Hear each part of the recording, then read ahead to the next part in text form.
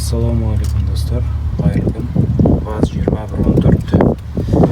Осы жақында міне газдың тросын алмастырдық. Бұл газдың тросын алмастырған себебіміз оборот плавить етіп кетіп жүрді. Торымыз басқанда біреу вакуумнан деді, біреу тағы бірдеңе причина көп. Ол причинасы мен мына цилиндрден шығып тұрған міне клапан бар, соны алып қарадым. Ол состояниесі жақсы, цилиндрден шығып тұрған клапанның. Сонда да герметик жағып отырғызып жібердім. Сосын сол клапанға бекітілген шлангы міне мынаның бойымен келеді, инжекторға бекітіледі. Осы шлангының екі басы уже хомуттың ізі түсіп қиылып қалған екен. Сондықтан басын кесіп қайтадан жаңадан хомуттап отырғыздым.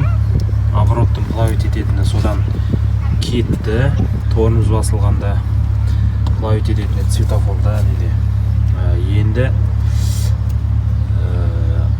оборот кейде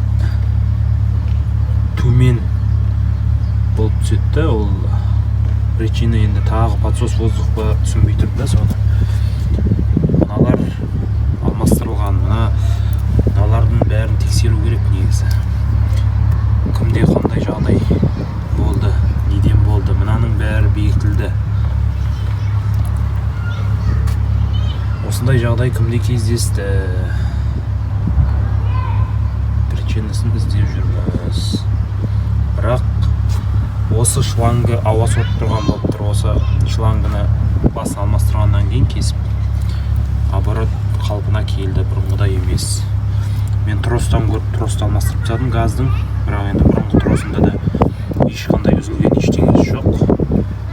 Бірақ мына ішкі жақтары уже дат басқан, су кірген.